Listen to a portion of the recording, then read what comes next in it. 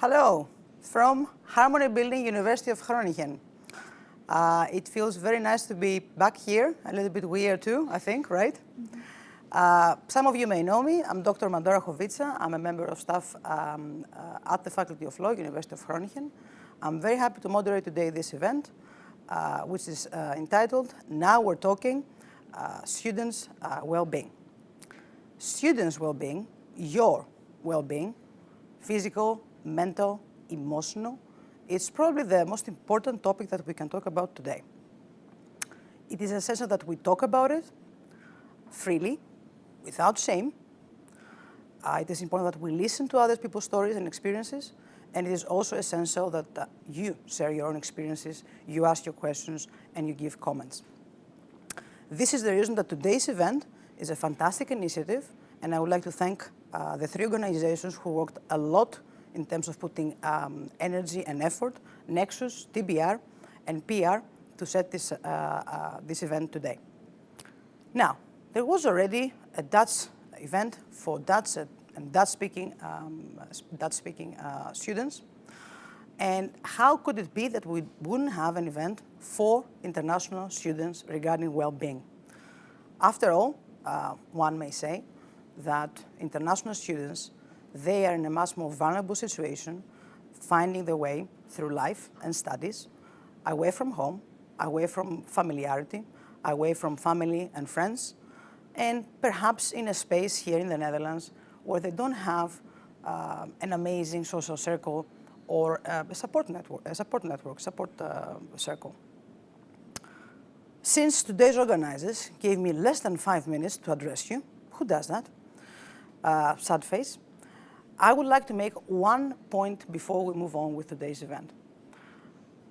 From my own experience, I and many colleagues of mine, we feel that we are impressed by students' resilience, the patience that you have demonstrated with many things, the creativity to come back with how you find your way through your studies and through life. It's something truly admirable. And for that, I would like to thank you because it is also inspiring for the rest of us. Now, since my 5 minutes are probably up, let's very briefly describe what we'll do today. Today's event has, if I'm not mistaken, 4 main sections. The first section is that we will listen to students' experiences, first year, second year, and third year students at the LLB program, International European Law, about how they have experienced and felt this situation regarding their well-being. In the second part, we will have the opportunity to address questions and comments that you will write, hopefully, online. We also have a few games to play. We have a Mentimeter and specific statements that you can give your feedback, and we can discuss this with you and with the people here, the students here.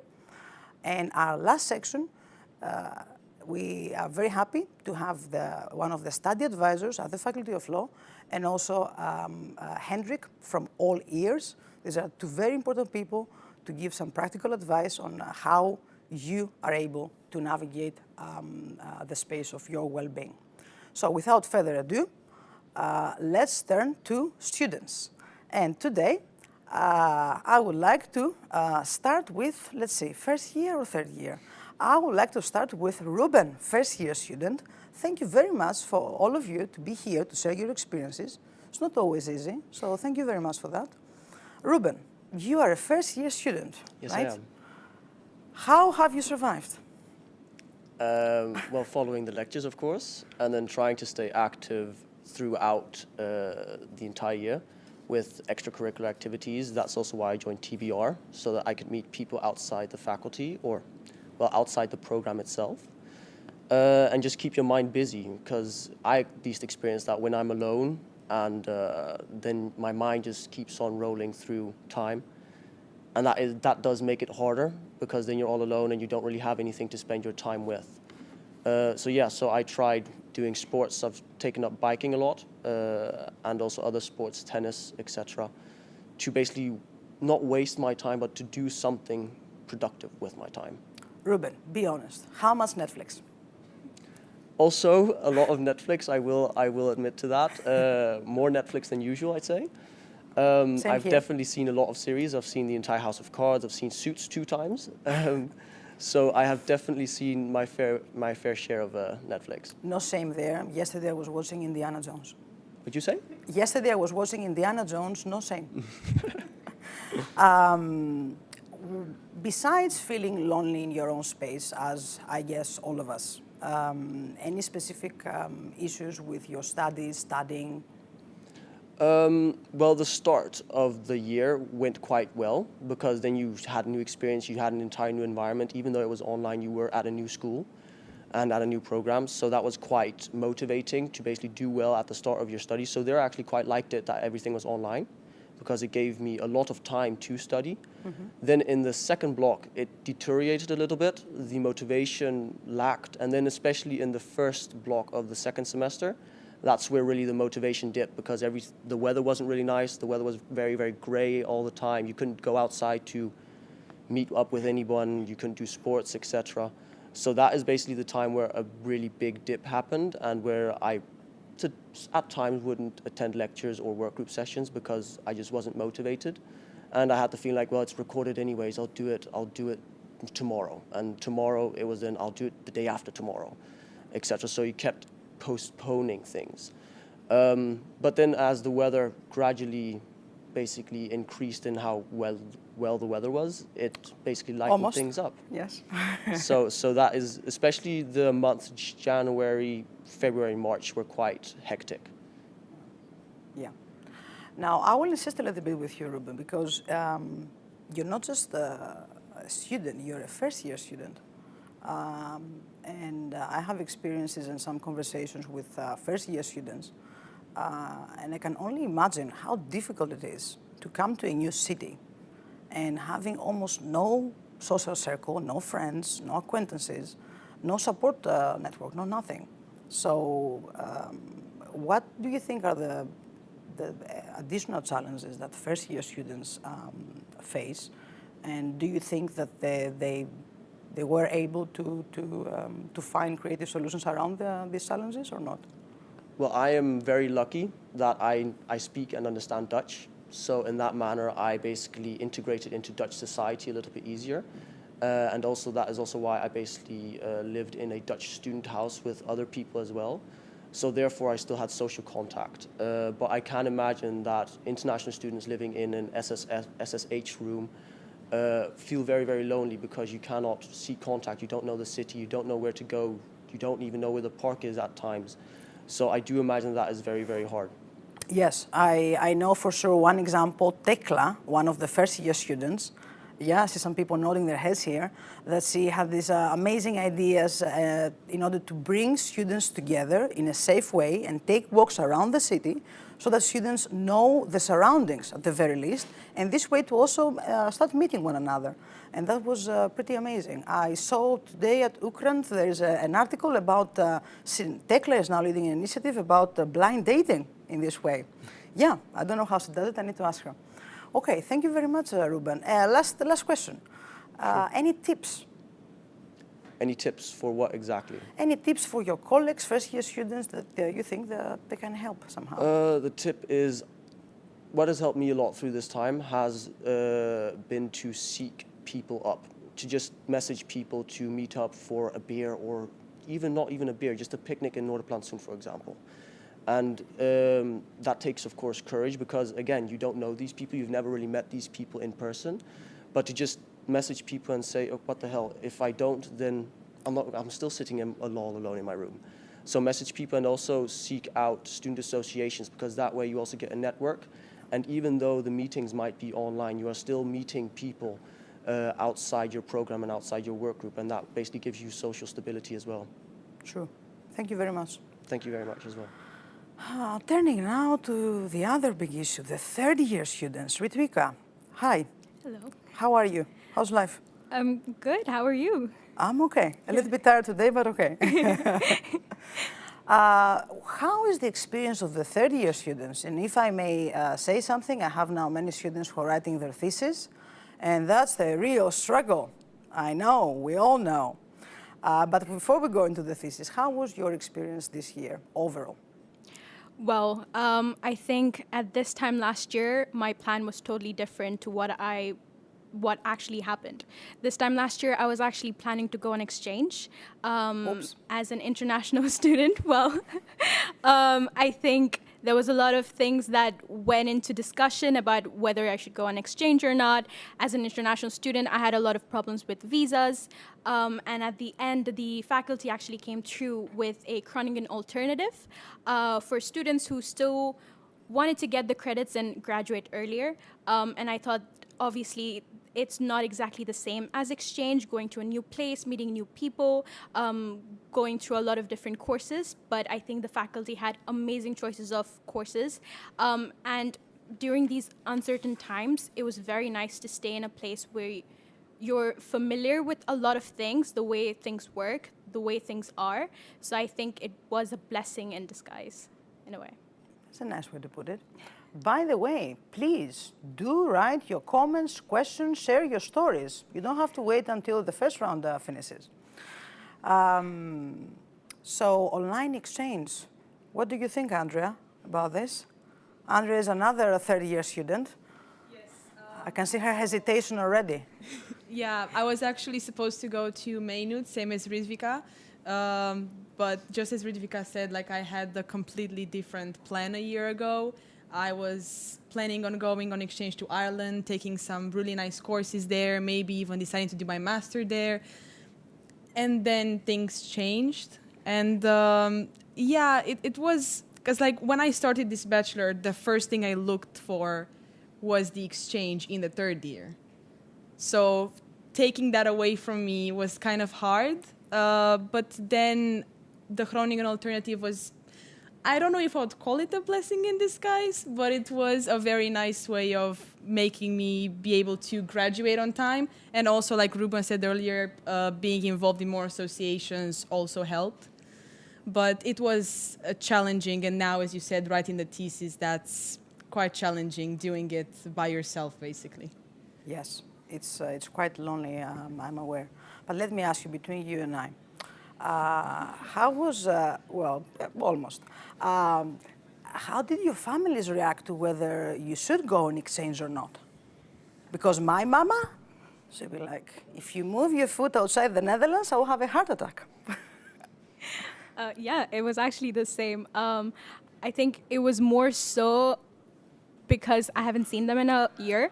So they were quite happy that I was in the same place, and they knew that I wasn't in any danger, I guess. And so they were quite happy when I didn't go on exchange, because they knew where I was, they knew the city, they knew where I was living. So I think for them it was quite a relief that I didn't go on exchange. If I may ask you, where are you from? I'm from India, but I grew up in the Middle East. Where in the Middle East? Dubai, Oman, and now my parents live in Qatar. Yeah.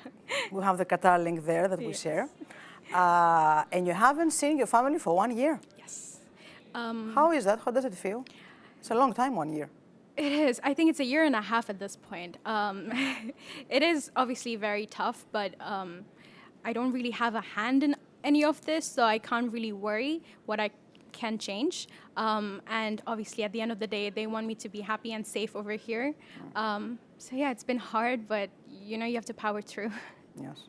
Andrea, what about your mom and dad? Did they want you to go away or not?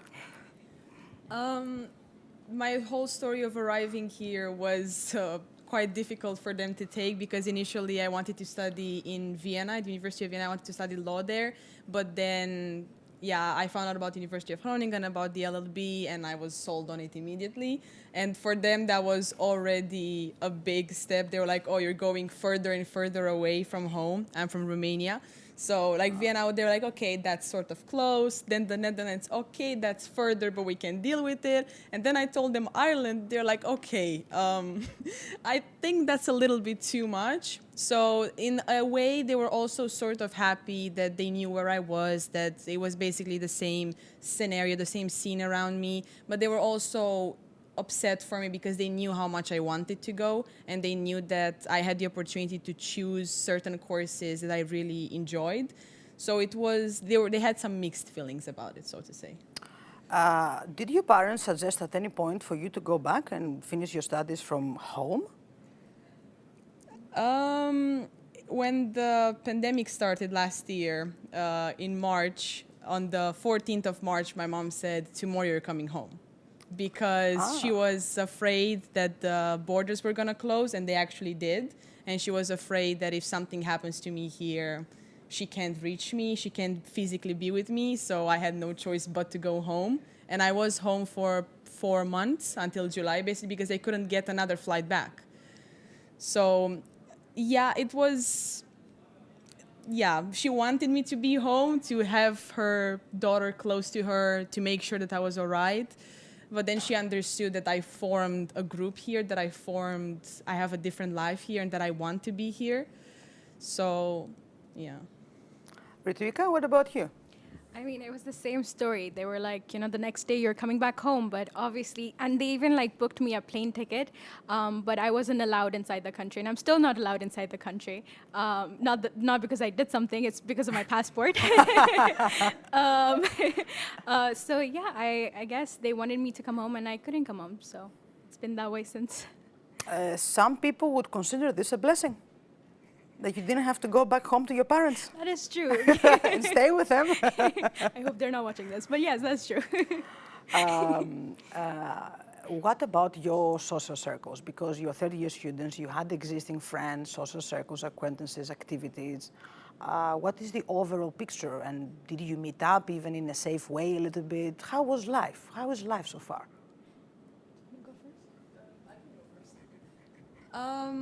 Well, now with Corona, because I couldn't meet up with my friends from uni, it was very hard, and I actually have quite a lot of friends, people in our year that are actually in their home countries. Some of my closest friends I haven't seen in more than a year at this point. But I bonded a lot with the people living within my house, because most of them are students, and I spent basically most of my time with them anyway. And yeah, just a lot of texting, video calling here and there, checking up on each other. And when the restrictions, lessened a little bit, also spend some time with some of my close friends, like Philip over there. So yeah, the social part was a little bit hard, but having like good connections within your house is also important, and just checking up on each other. Just send a text here and there. I think it was a little harder for me because I live alone, so I really didn't have that roommate aspect. But I think at the beginning, obviously, it was much harder because we didn't know what was happening. But I think in the last few months, we did meet up in the park at safe distance, obviously one at a time, and just try to meet each other whenever we can, whether it's going to the market or going to get groceries together, even if it's a very menial thing. It's just to see a familiar face is really nice. These little moments, these little pleasures. But what you described me so far, it's these moments of amazing resilience, and how creatively you turn around things, you start to hang out with people in your dorms, how the exchange in Harmonie could be a blessing in disguise, just a little bit. Fantastic. But we have more students here. Philippe, want to give all the dirt about what Andrea is saying? She's not revealing everything, I know. No, I think she was pretty honest for this specific context, honest enough. My experience was similar in a way, but I know I come from a privileged position when I say that I don't think the pandemic affected me greatly. I do enjoy the online environment even to a certain extent, and I was able to go back home. I was able to come back here. I live with a close friend. I see my friends quite often. I am one that usually prefers one-on-ones rather than big groups. So that in conjunction with the fact that, as I've said, I have a lot of privilege surrounding these circumstances, I don't have much to complain about. Okay, that's great. Luke? I think it was a bit tough in the beginning as well. I couldn't go home. I'm from South Africa, and we were obviously classed as a red country, still kind of are. The problem more personally was the economical implications of the coronavirus. I don't know about other people's home countries, but our economy took a really big dive, and a lot of people lost a lot of jobs, and my parents included.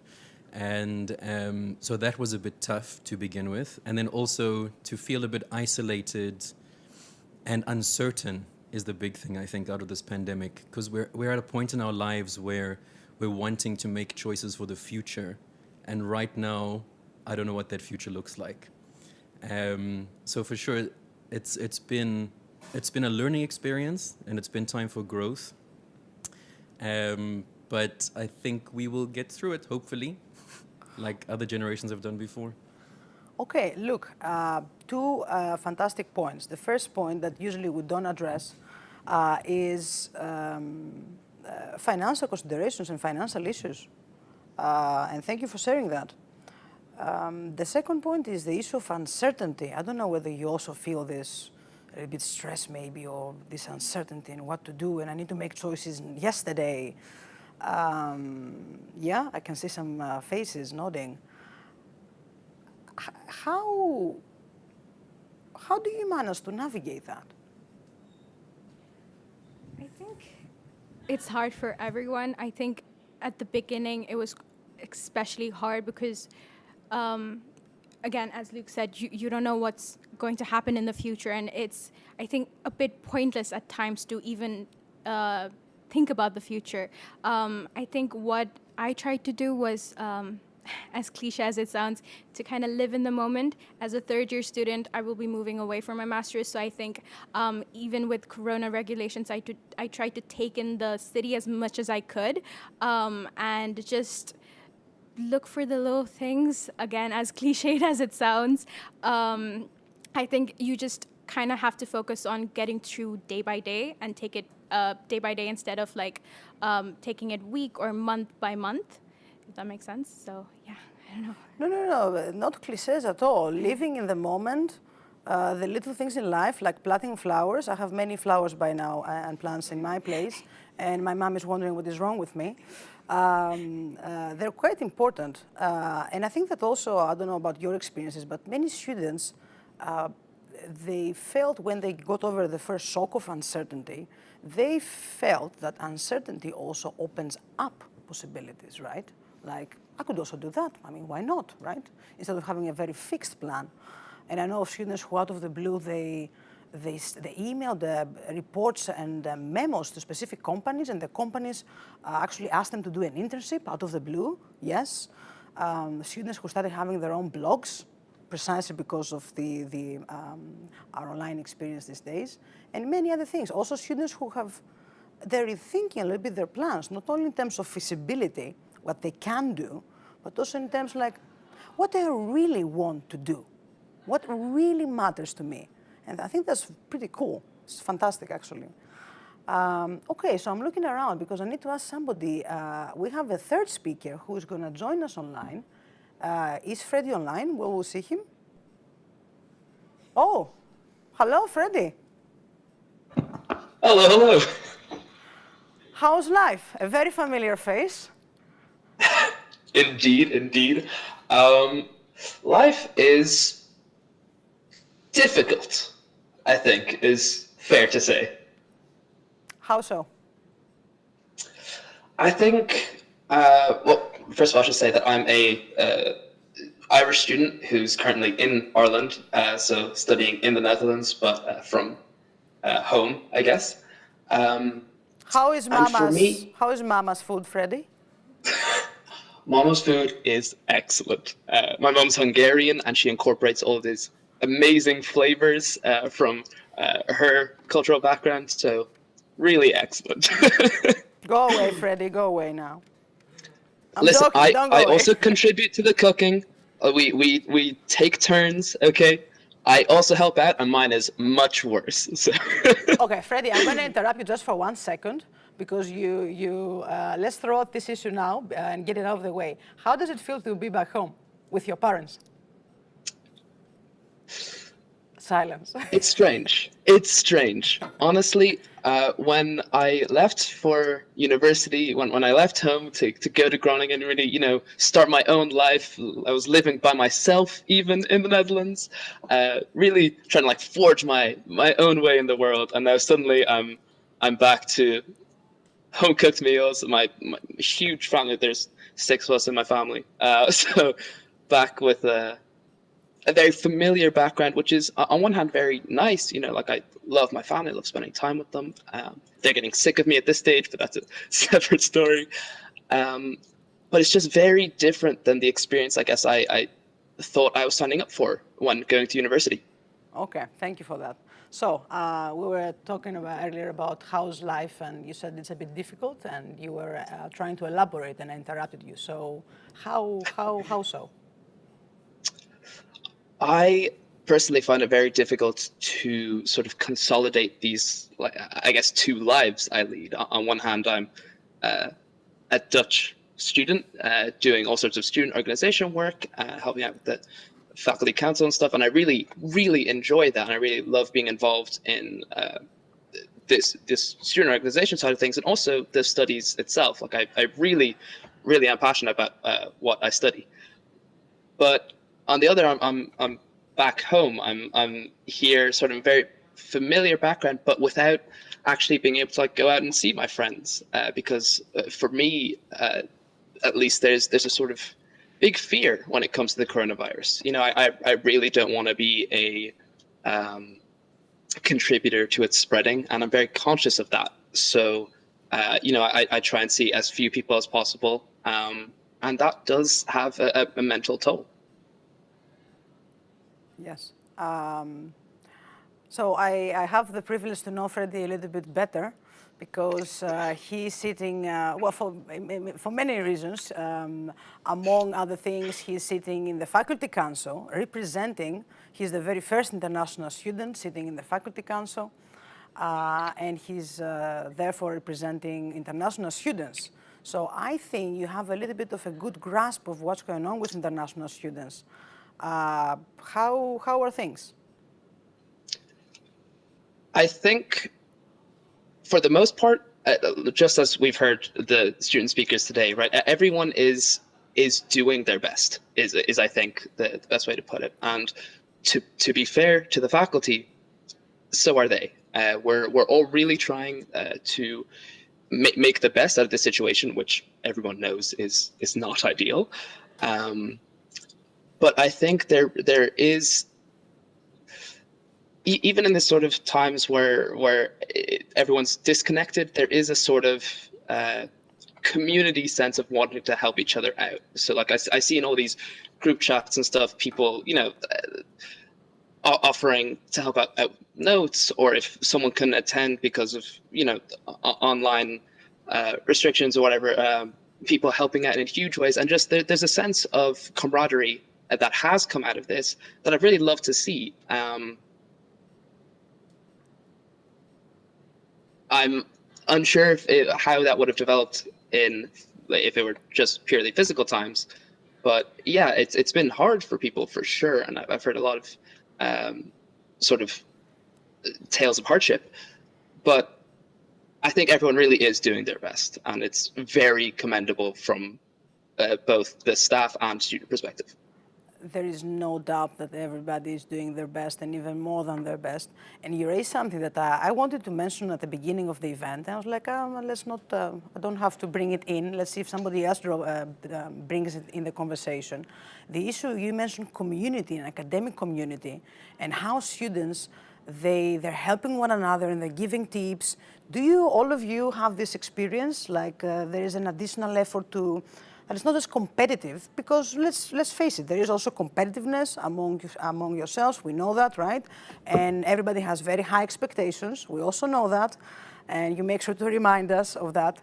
But at the same time, I also feel, but I want to ask you, do you feel this community among students to be in haste? And do you feel also, how do you feel in terms of the community with your faculty, with your members of staff and everybody else? Better, worse? So two different questions, basically. The community among students and the community with other members of staff or not. Who wants to? Ruben, first year student. Yeah. Let's hear some feedback. Of course, don't know how it was before. For example, as well, I didn't even know where the entrance was to the Harmonie building, so that was already fine.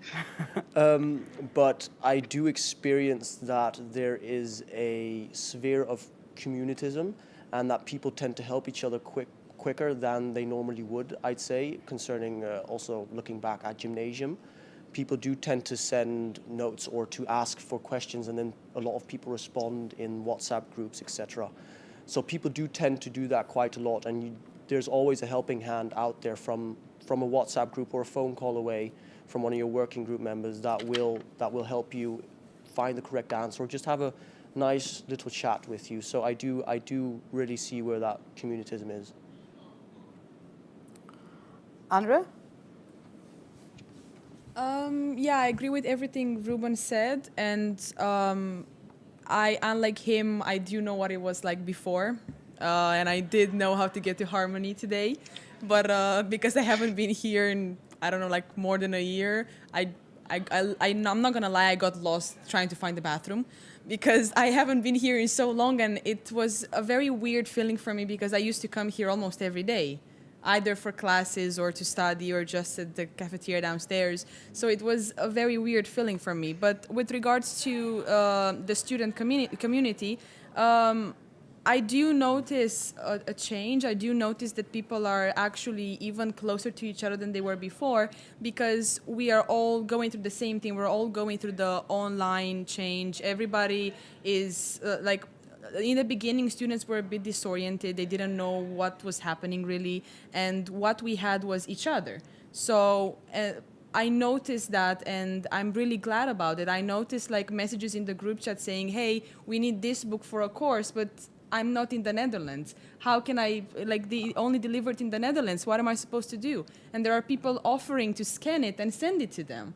And I think that's fantastic. Like, I love that the student community got closer because we're all going through the same thing. And with regards to the teachers, I respect you so much for like doing every single thing in your willpower to make this transition easier for us and trying to keep us motivated all the time. That's what I was telling some of the people here, that the 9 a.m. lectures with you made my week.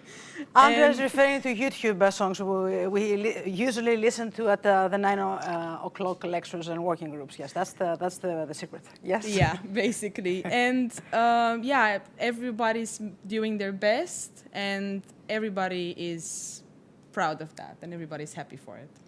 Okay, thank you. Any other comments, feedbacks? Who would like to? I don't want to point fingers. I think it's Yes. almost the same. Obviously, Andrea and I are in the same year group. I think it was also a sense of community when a bunch of us didn't get to go on exchange. And I think we were all in the same boat. We thought that the coming months were going to be in different countries and different cultures, meeting new people, but we were here, and I think we had a group chat where everyone was so helpful with all the new courses and just wanting to meet up even for a coffee, because I think everyone was going through the same thing. So that sense of community was, I think, more so felt in that situation than I guess before. So yeah. Freddie, back to you. What else do you have to share with us? You have so many things to share, I know. What things do I have to share? I guess I think for me that's really been helping out in these times has been honestly bonding online over video games. I knew it. Yes. Yes. Go on. It had to be said. But I think it's something that, you know, people may judge me for. You know, they'll be like, oh, you know, spending too much time playing video games. I say it's been the best coping mechanism I could have probably ever asked for. Just sitting in calls with people online, playing games together, and just having this sense of human connection, right? Because that's really what we're all looking for in these times. It's what we're all starving for in these times. It's being able to bond with other people, which is why, again, it's great that we've had these communities within the college itself, and why I'm really grateful that this has happened. So yeah, this has been something that for me is a big thing. Just being able to kind of talk to people, and sometimes, you know, like video calls as well are very helpful. Just to be able to, you know, maintain social capabilities, which really should show you how much I've lost mine, that I was about to use that terminology. But yeah. Yes, to give everybody some context, Freddie. So at some point I had a phone call with Freddie, and so I asked him immediately, so how's life, how's it going? And you could see Freddie, after a long time, having this huge smile on his face saying, everything is amazing. I was like, how so? He's like, I found my people, gaming community people. Okay, great. No, that's great, and it's a way to adapt. That's the whole point. Okay, Freddie, any tips for your fellow students, colleagues? I think my tips are very similar to the ones that Ruben gave. It's finding a way to be in contact with people, especially if you're not right now. I think a lot of us are feeling very lonely, very alone, and so that's why this event is great, so that we can talk about this. Everyone's in the same boat. Everyone's feeling feeling the hardships that comes with being in, isolation. Reach out to people, talk. People are here for one another. The communities are there for you to be a part of, whether they're student associations, whether it's your working group, or whatever it is, within the faculty, outside the faculty. There are people to talk to, and it's helpful if you do. Thank you. One last thing, Freddie, before I let you off the hook. You made, and some other colleagues of yours, you made a bold choice in the course of your studies, and you chose this year the new technology track within the LLB program on International European Law. And that's a bold choice, especially in these times of uncertainty, right? To go for something, well, it's familiar, but also something new. Any regrets? Absolutely none. Zero regrets. I think the tech law track has been fantastic. I've really, really been able to immerse myself in the studies. This is exactly the sort of thing I'm interested in. This is, where I hope to see myself in the future. And honestly, I couldn't be more grateful that this was set up right on time for me to be the guinea pig for it. Okay, I have a comment already online. Ida says, yay for gaming. And actually, I need to share this now, because many times I'm interested on whether students are gamers. And there is an element of shame in the classroom, you know that? So I need to put some soft pressure and point at people and like, you look like a gamer, aren't you? And they're like, maybe. Why there is this shame about gaming? Is it in general? I don't think so. It's about the classroom context. Do you know? Do you have any ideas? I have experienced this multiple times. People have difficulty admitting that they're gamers. Even though, I ask very enthusiastically, like, who's a gamer? Freddie, perhaps you know? I think it's a sort of, I was about to say old-timey thing. It's like, I guess people, I'll say from my perspective, because, I'm admitting that I play quite a lot of video games. I think that you don't want to be seen as sort of lazy in a sense, right? Because there's this thing, the very stereotypical thing surrounding that, Personally, I find it very mentally engaging and a great way to socialize. I think, of course, you can do too much of video games, but you can do too much of literally anything. So. Okay. Thank you. I have a comment from one of your colleagues online. Should I share the name or not? No, nameless student. And I would like to read it because it's a very, very important point. They say, I think when people talk about internationals, they often forget about the minority within this community. That is the non-EU students who have the extra burden of meeting the annual MOMI requirement, that is the 30 ECTS per year, in order to keep our residence permit.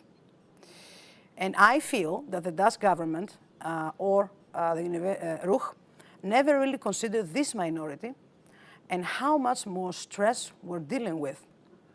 We talk about the BSA the past 2 years, but nothing is done towards the MOMI, so somehow made us feel like no one cares, or they don't care about our concern as much as the EU counterparts. And they continue. Meanwhile, for us non-EU students, even if we're dealing with the same illnesses, we still have to obtain 30 ECTS, or else we might be kicked out of the country.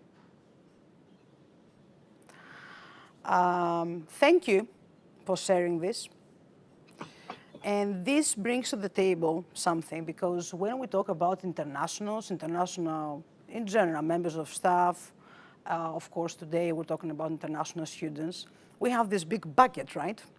And there are many things in this bucket. And yes, there are differences between EU students, between other students perhaps from the European continent, not within the EU, and of course the non-EU students. That is a separate category on its own. Luke, would you like to share something? No? I'm not pointing any fingers. No, it's fine. I am one of those people who is lucky enough to be a dual citizen. So I'm South African and my mother's family is Italian. So I am classed as a European student. So I definitely think that is a privilege. And I know other people who I know from Zimbabwe and South Africa have to deal with this, and it's a lot of stress on them, for sure. And also just the financial element again. It's a lot for people to stay motivated and everything when we're online, and when they have this additional stress of I could get kicked out of the country next year if I don't meet my ECTS, right? Yes. So I definitely sympathize. I definitely sympathize with them. Thank you. Anybody else who would like to share something? I don't want to point fingers. I need to stop doing that. Yeah, so I fall in that category. The elephant in the room. Yeah. Ritika, please. I fall into that category of non-EU, properly international, pay the higher fees. I think my first year, obviously we didn't have a pandemic, but I think even without the pandemic, it was quite hard, especially when you're freshly out of high school and coming to a brand new country, a new continent for me, and different cultures, meeting new people. I think it's very hard to kind of adjust to a new schooling system. I think that's what took me a while to understand what the teachers were looking for. So especially with the pandemic, I can't even imagine how much harder it is in order to obtain it, because you were always in that fear that, you know, if you don't get the ECTS, you're going to get kicked out of the country. And obviously you have family back home who are doing literally everything so that you can have a great education over here. So it's a very hard situation that they're in. No, I cannot even imagine. And most of us, we are in a place of amazing privilege, and we need to acknowledge this. Well, turning the conversation again back to Freddie and gaming. Freddie, you have caused a lot of comments online with your gaming experiences. I have many people here, more people say gaming has absolutely been a great way to connect with people for me. And thank you for representing us gamers. That goes to Freddie. And we also have, well, I will name him because I don't think there is an issue. One of the lecturers, Anton Orhalo de Wolf, who says even lecturers can be gamers. I have been doing plenty of gaming to cope around. Thank you, Antenor. Any more gamers in the closet? No, not here. I have somebody saying, we have somebody saying that the thing that they miss most is their working group.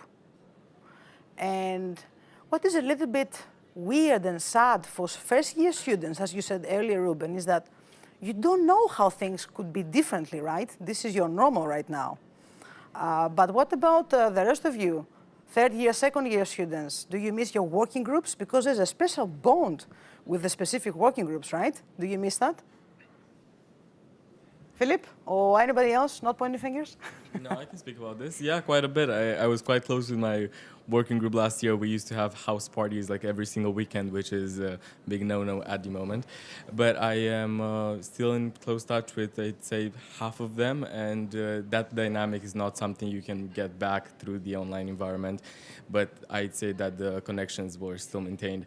And something that I wanted to add a bit earlier regarding how people come together now and are much closer and eager to help each other, I think now it's actually an improvement in the sense in this very specific area, that people, I think, are a bit more attentive when they meet new people and they don't base their whole interaction on a first impression. Before, we had lectures and seminars on every single day almost, and that was the social equivalent of a Swedish buffet. You could just pick and choose whoever made the best first impression and move along, and you could easily shuffle the people you were talking to. I feel like now we treasure more the social interactions we have, and that is a springboard for deepening links that normally wouldn't have been there. And this is one of the very few advantages that I think come with having your social life online within the university. Yes, thank you. Anybody else? No? Yes? I think I can contribute to this as well. Yes, Freddie, please. Yeah, so I think one of the things that we found very hard in this online dynamic is working groups. I think that in particular, it's been very hard to online foster that sort of conversation that happens between 20 or so individuals on a topic. I think it's something that I don't know if it's possible to solve online, just because it when you're physically there, you can see like, oh, that person wants to speak, I'll let them talk, or there's that sort of physical interaction you can have. That I do really miss. I think that was a huge source of my learning from first year, being able to just like bounce these ideas off people. That is much, much harder to do now. Yeah. There is a question for the floor. A lot of people here in the Netherlands live in student accommodation. However, an awful lot of students, particularly from my experience internationals, seem to live alone. Would you have any advice or insight for people living alone into how people can cope with what has to be an extra hard pandemic? And there are some examples given here, scheduled calls or something else. Any insights regarding this? I guess, I don't know, did you have many colleagues of yours living on their own? Yeah, I live alone. I think the one thing, obviously, that has helped me a lot was to keep in touch with my family. I think I grew closer to my grandparents this year. I would give them a call once a week just to know how they are doing. I went back into reading a lot. I think that's one thing that has gotten me through the last few months. And I think always try to reach out to people. If you have friends who live nearby, I think it's always nice to let them know if you're feeling lonely or if you want to meet up, even if it's for like a coffee or going to the market. For me, I wanted to live alone because I think as an only child, I quite like living alone instead of having a lot of people around, but definitely can get very lonely at times. So I would say just do whatever you think is interesting to you, get new hobbies, watch a lot of Netflix, and yeah, do whatever you want to do, I guess. Okay. Yes, look, please. Sorry, Nick. For me, I live in an international student house of 7, but since the pandemic, most people went home. So it was only like 2 or 3 of us living in the house at the time. And yeah, I definitely felt like the isolation. And what helped me, I became that person. And I have been caring for many, many plants. I'm a proud plant papa. And for me, there's just something so, this is so dramatic, something so rewarding to see what effort you put in, like, comes out in keeping something alive. And I never thought I would become one of these people. One of my friends who does live alone is this person. And we used to make fun of her before the pandemic. And literally just before I came here today, one of my cactuses has a flower and I lost my mind. So excited. So I think for me, it's helped me in just doing something completely different, having a few moments of zen, watering a plant, thinking about how I'm going to structure my day, what's on my mind, and then get stuck into work from there. And also to be surrounded by living things is great. Do you feel the expression zoomed out? Because my quick experience, because we're not here to talk about lecturers, we're here to talk about students, but I do feel that I'm drained, and even in terms of my social interactions, I don't want to do any more Skype calls with friends. It's not because I don't want to talk to them, it's because I'm drained. Do you feel that? Yes. Yes, Ruben, please. I also think a big part of that is because since everyone is studying from home, and for example, if you have a room in a student house or just you're living by yourself, where you relax is also where you work, and where you work is also where you sleep. There's no difference in environment in that manner. So your brain is also really hard. It's hard for your brain to switch from work to relaxation and to sleep. And I think that is a big part of it as well, to try and keep that structured in a manner where you keep those in two different environments different. Because otherwise, I tried that in the first few months as well, where, for example, I couldn't really relax that much because I was always studying where I was normally relaxing, but I couldn't really study either because that's where I usually always relaxed.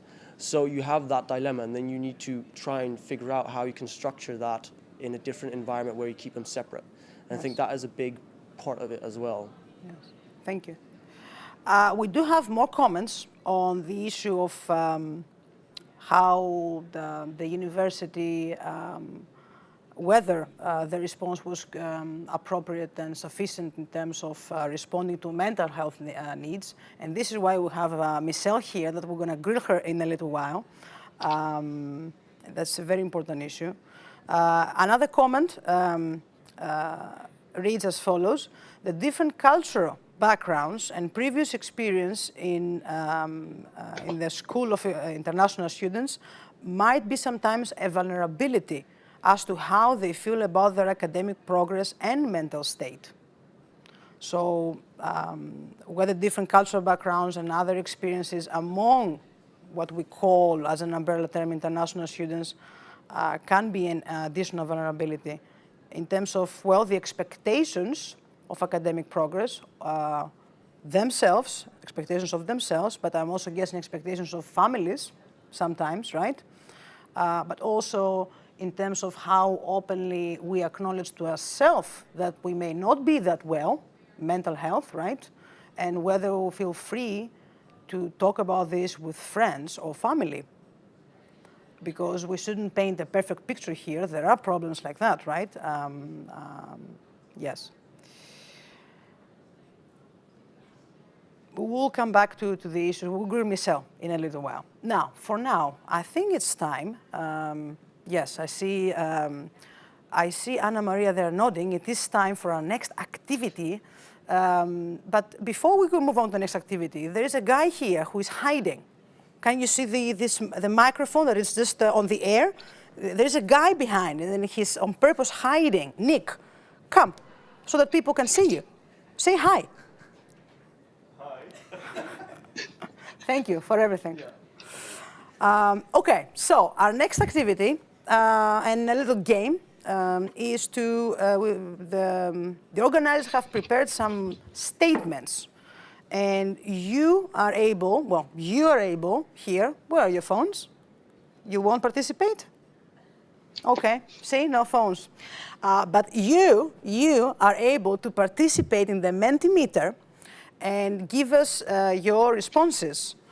So, shall we have the first one? Can we see? Yes, perfect. Freddie went away, that's it? Oh, Freddie, bye. Sorry, I didn't know about that. The Mentimeter, everybody has the website and the code? I guess so, right? Yes, the code is there on your screens. So, the first thesis, the first statement reads, you've ever felt lonely during the pandemic lockdown? Please give your responses. Is anybody out there? Are you listening to us? Who knows?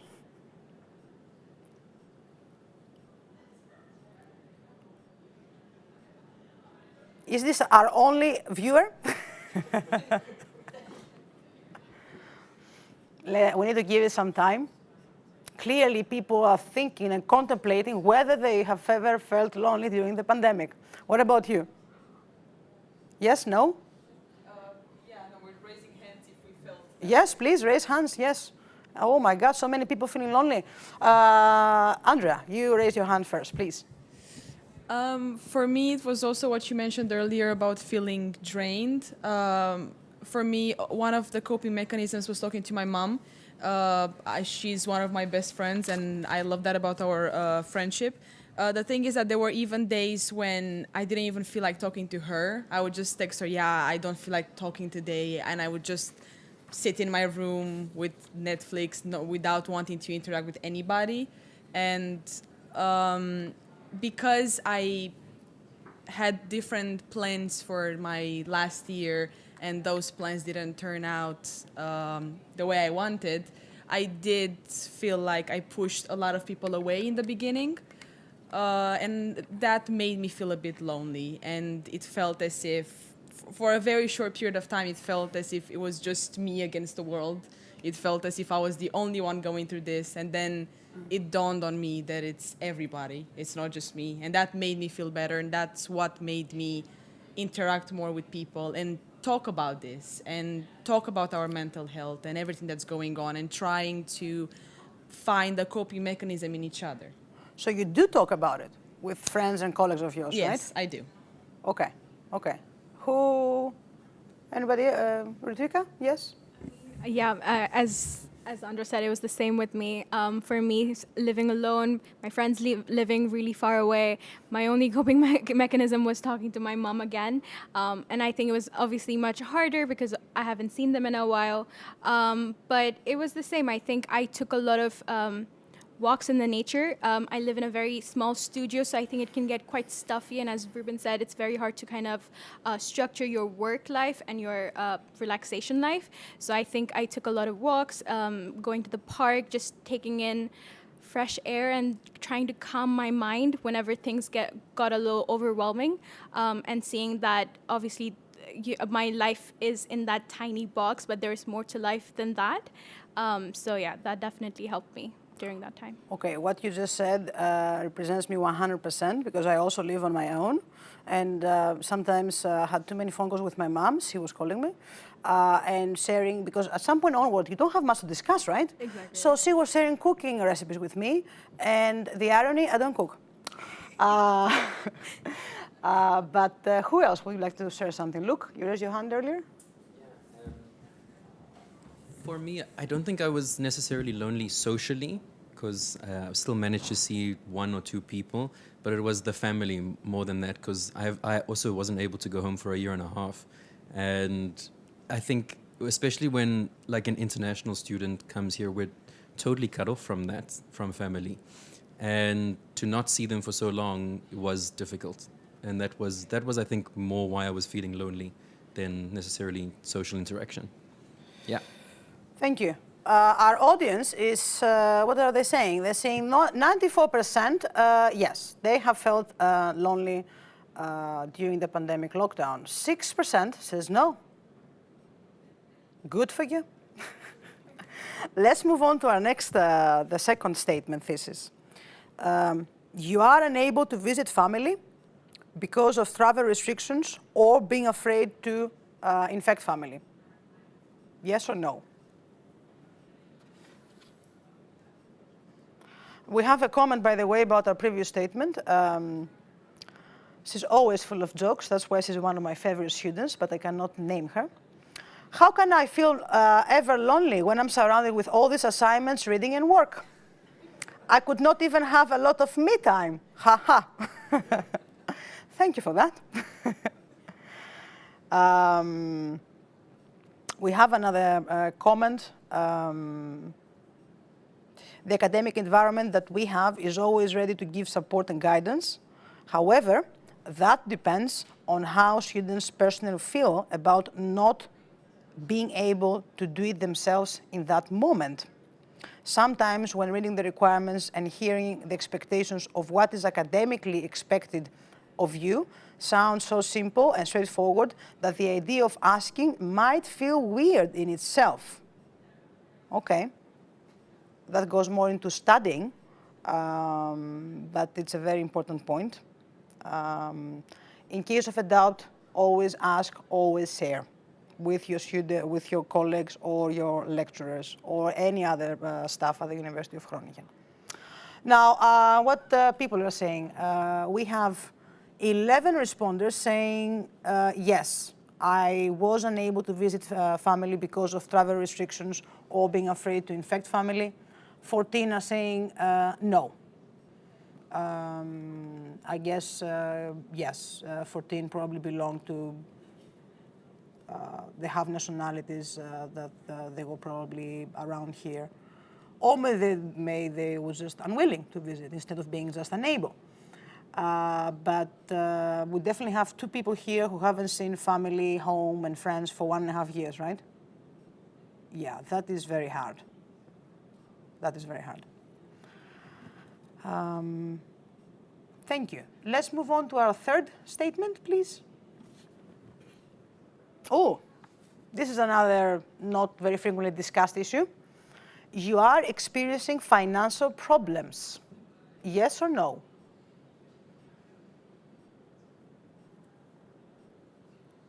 We definitely did have a few comments about financial problems and getting enough credits issues in connection with well-being. So our 3 viewers are responding. I'm joking.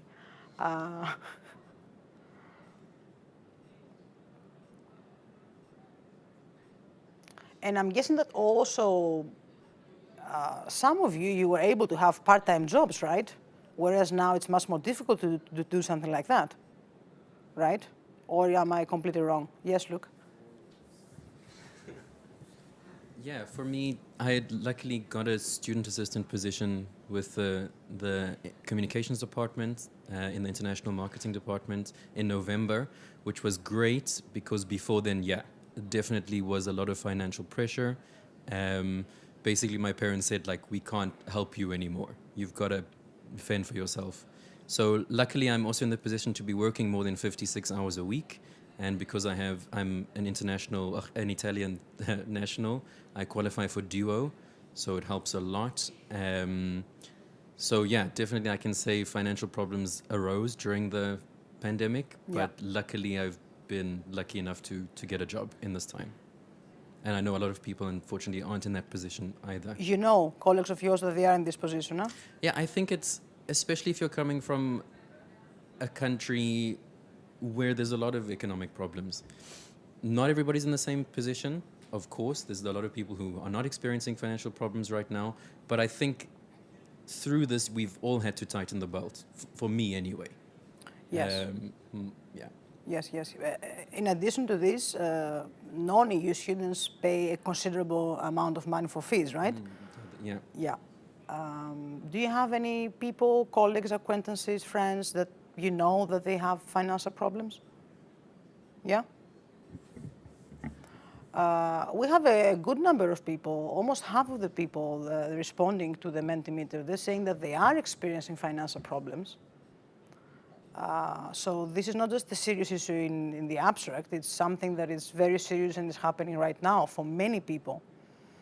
I don't know, do you have any idea how they're trying to deal with this situation?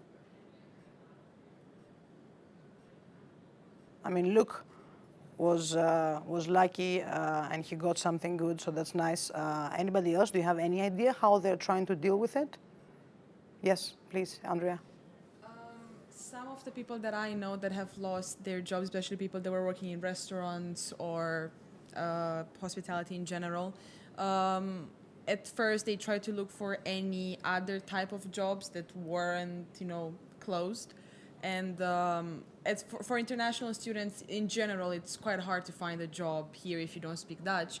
But it was weird to see that even my Dutch friends, Dutch nationals, it was very hard for them to get jobs and anymore to find different jobs. And they also, I know some people that couldn't qualify for duo anymore. And that was hard.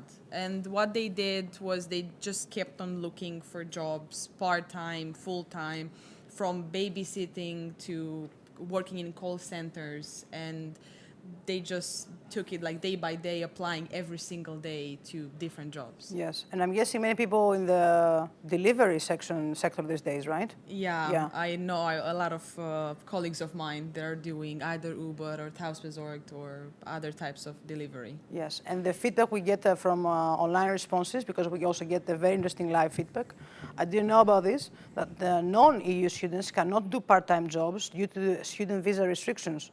And technically they can work up until 10 hours per week maximum. Yes, that's important. By the way, a student of ours, a master student of ours, says hi from Indonesia. He's not here anymore. Okay. Any other comments, feedback regarding this issue? Money always makes us a little bit uncomfortable. Huh? We don't discuss money. Even among yourselves, I think, you don't share easily. Like, you know, it's... I'm not really going, yeah, it's an issue. It's a little bit of a taboo.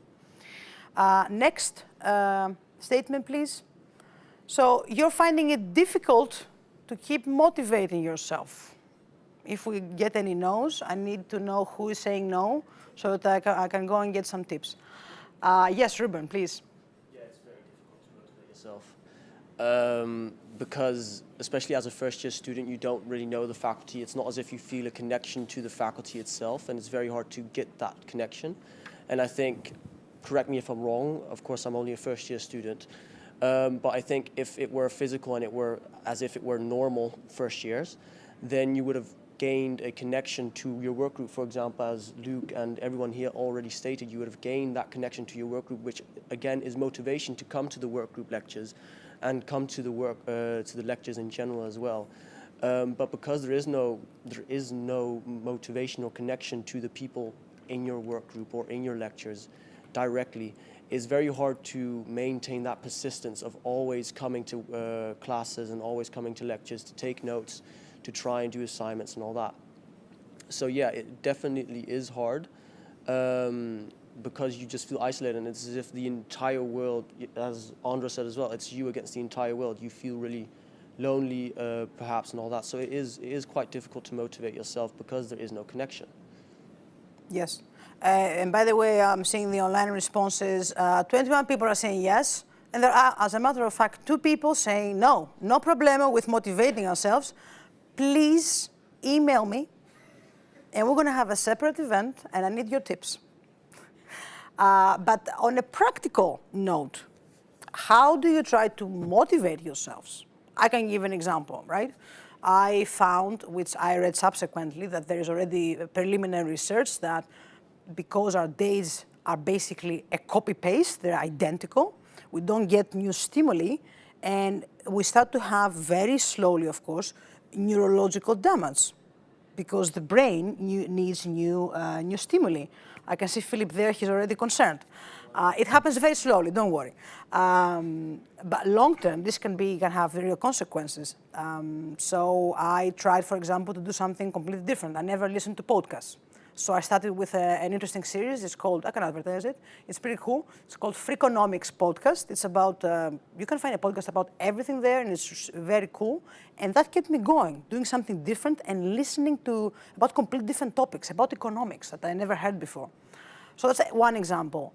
How did you try to motivate yourselves, practically speaking? Like, you know, you wake up and you're like, I want to stay in bed. So what do you do?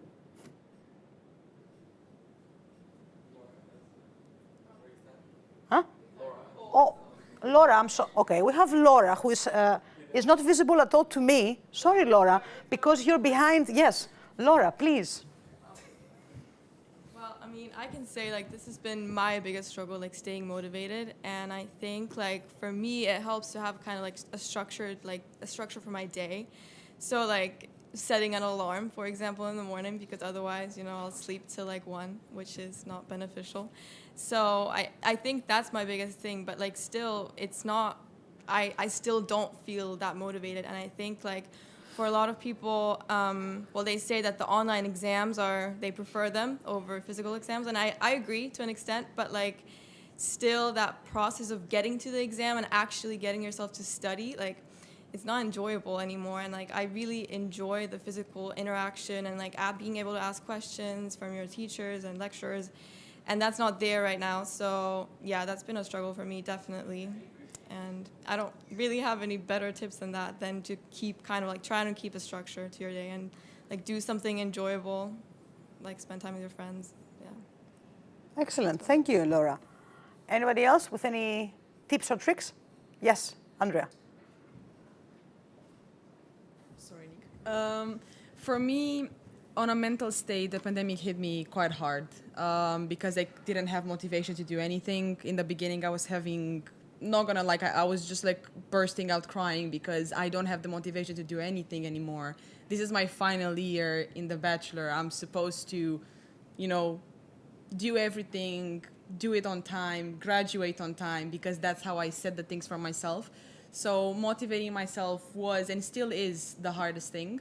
But what helped me a lot is the fact that my boyfriend is a very structured person. He's the kind of guy that wakes up at 8:30 in the morning, starts like eats like breakfast quickly, and then starts doing his assignments, group work, whatever he has to do by until I don't know like 5, 6, and then he has some free time, and that motivates me to do something as well.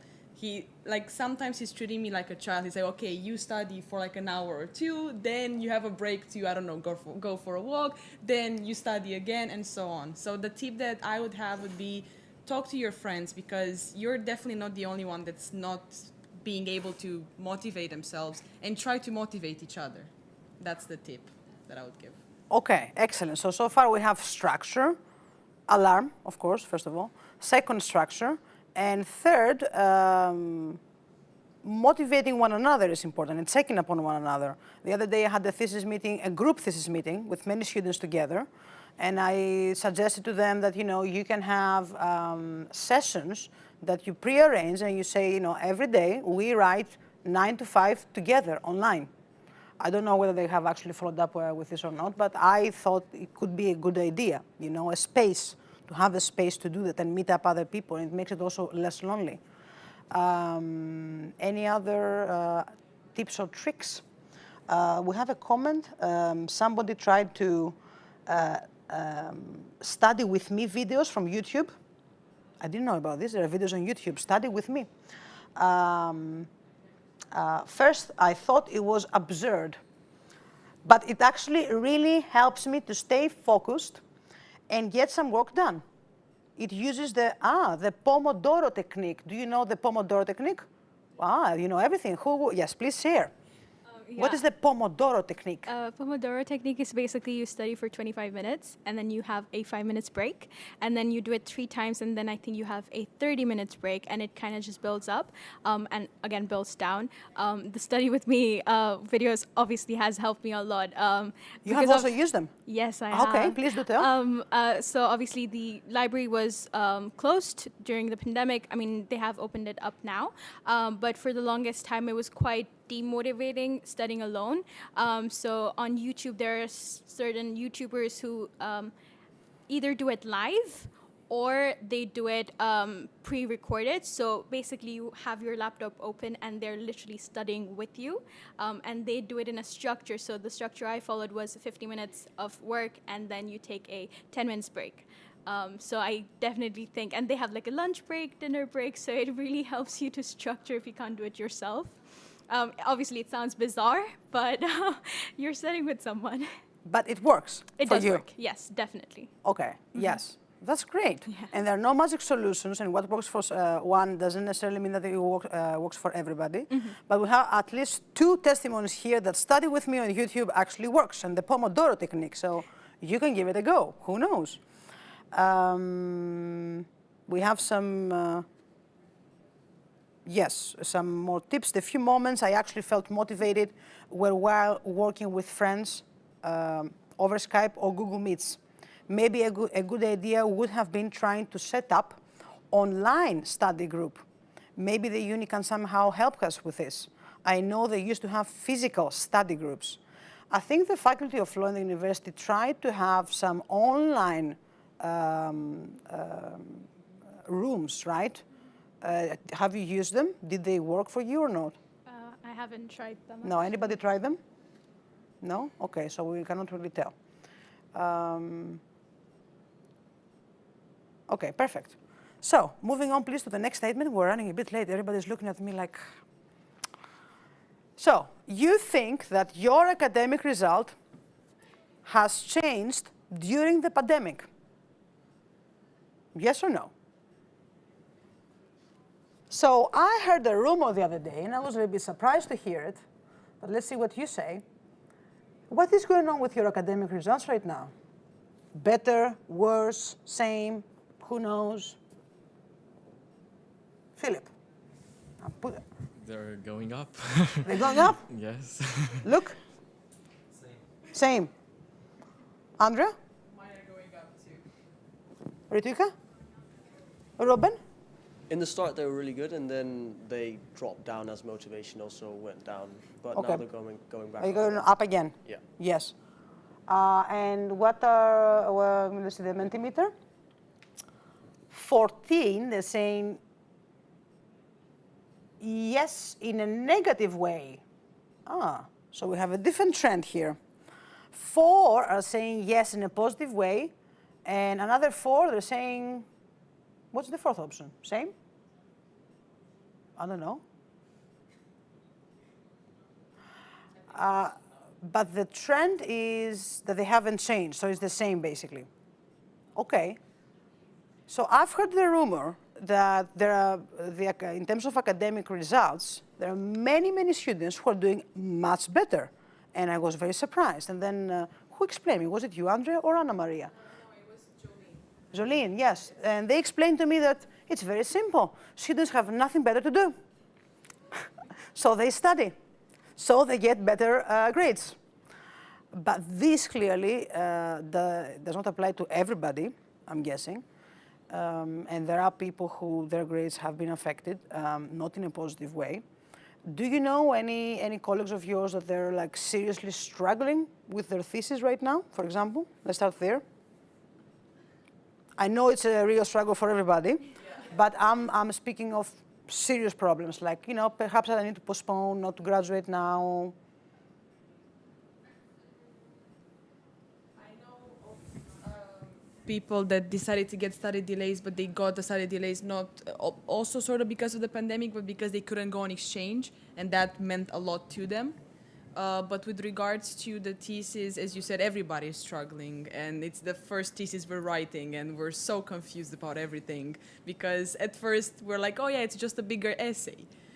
It's not just a bigger essay.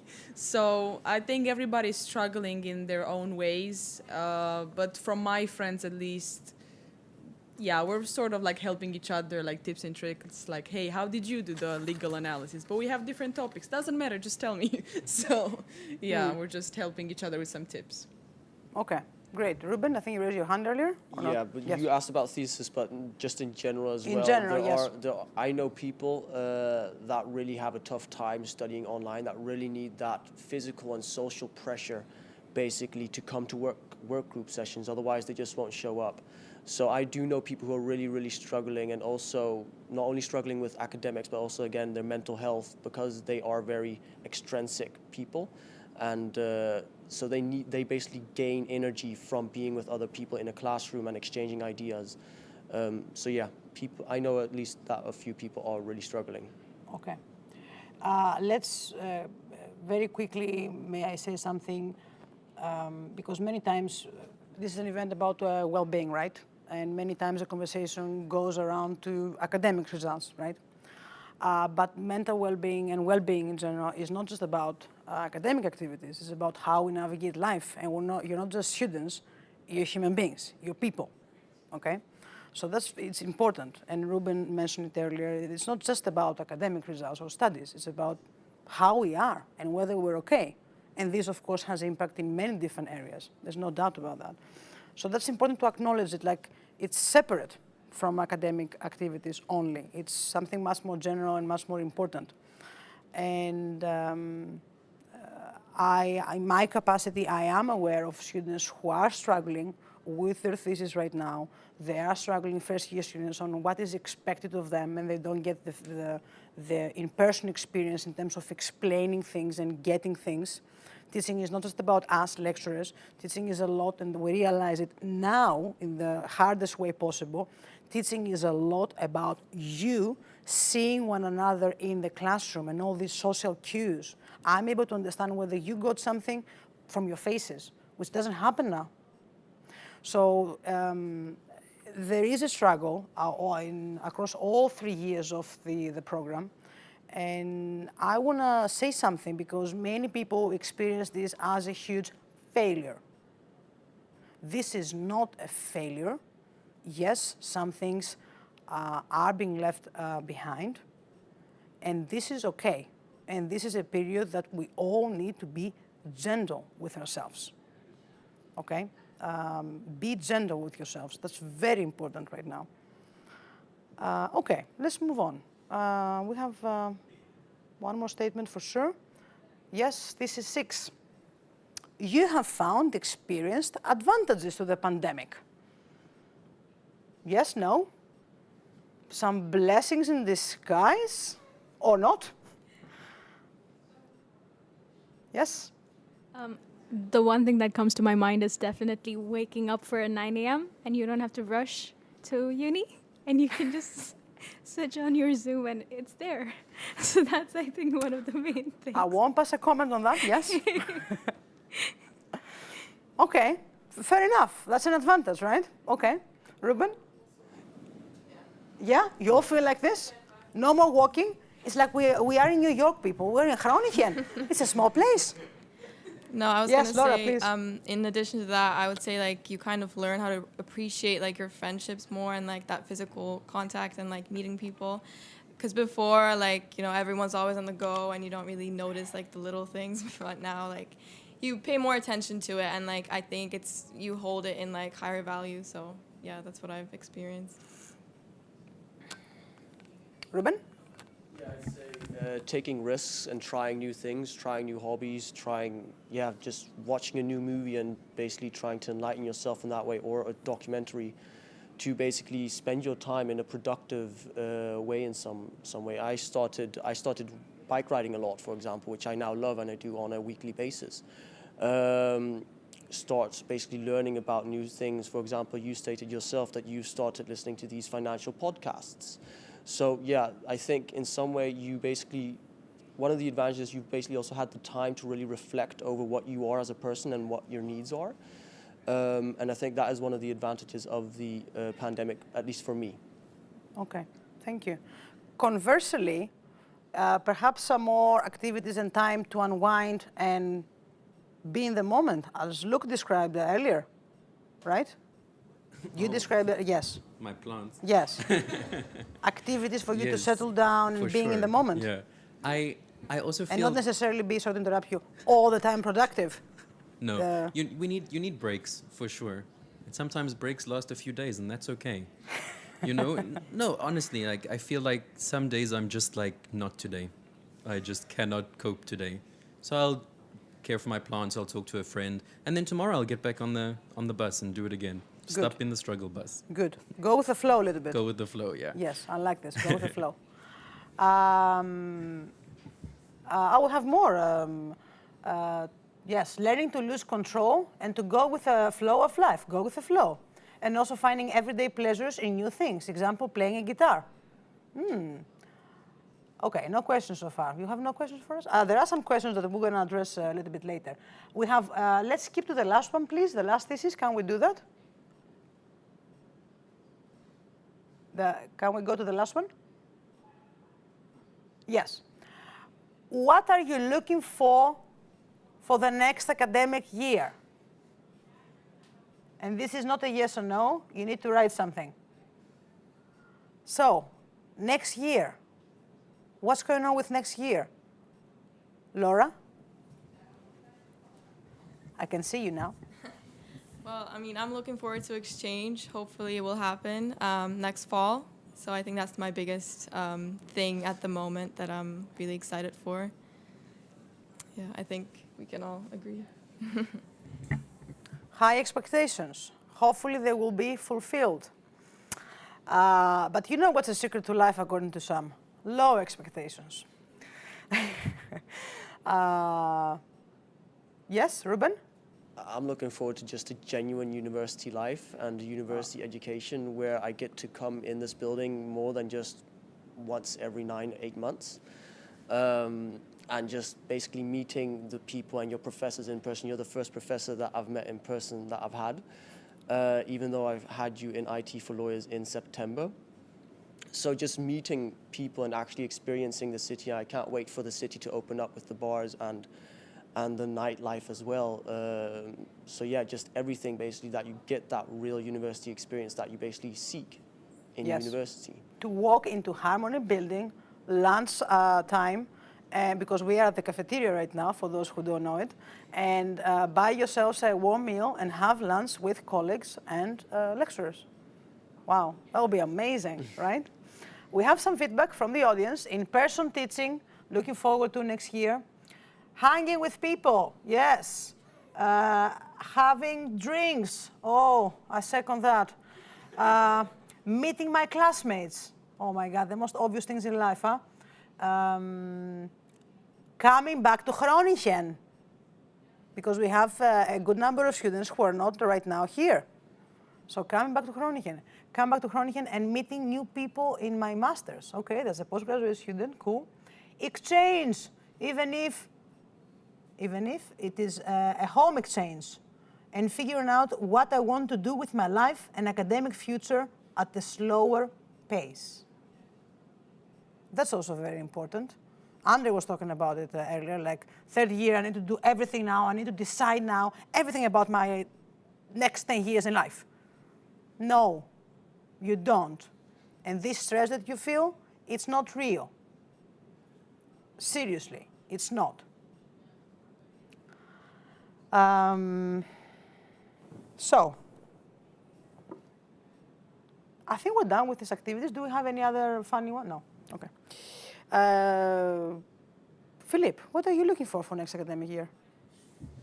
I will echo what Laura said with the exchange, and I'm looking forward to things going back to normal. At the same time, I hope I will be able to go back to normal. I think I'm now not used to any of the usual on-site studying processes, and the idea of taking an exam in Aletta Jacobs is deeply terrifying. So I hope I will manage to successfully go and surpass that.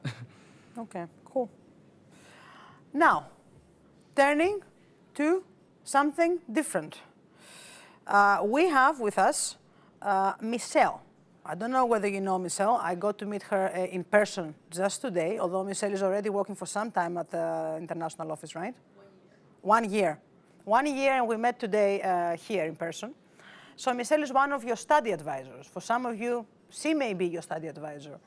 And we are very happy to have Michelle here. Thank you for coming, to give us some clarity about what is the role of the study advisor, what is to be expected in terms of well-being.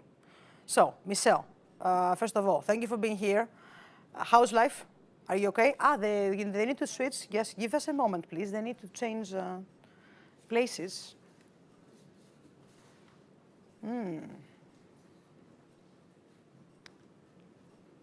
I forgot about that. Hello. Hello. Thank you for the invitation. It's very good to finally meet you. Yeah, Heard so much about you, and yeah, it's very good to hear. So could you repeat the question? Yes. So first of all, how are you? How's life? Busy, extremely busy. It has been busy for the last year, so it's good. Yeah, I think everything's fine. Okay. So let's be practical.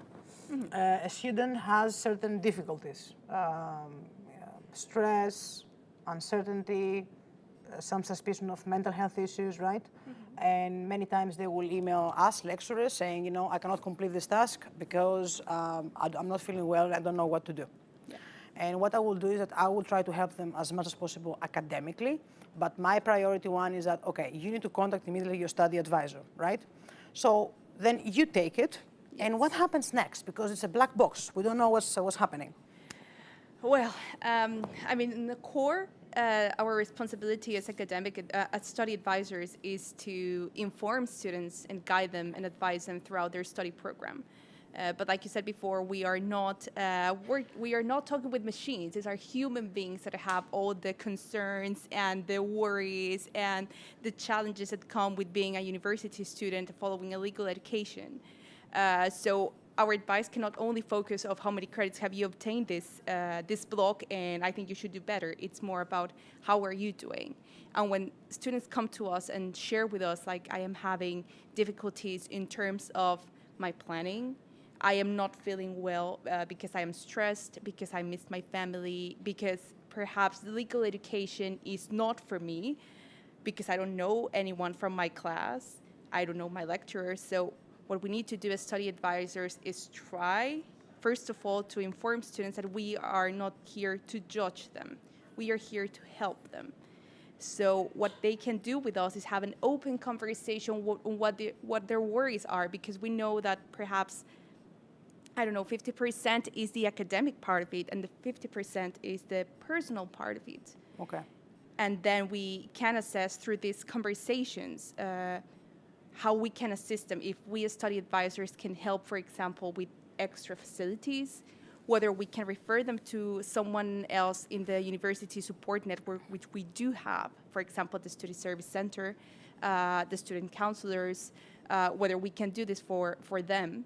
But first, we need to have this first moment of interaction with the student, and the student needs to feel comfortable to contact us as study advisors. And I think that for us is our biggest responsibility.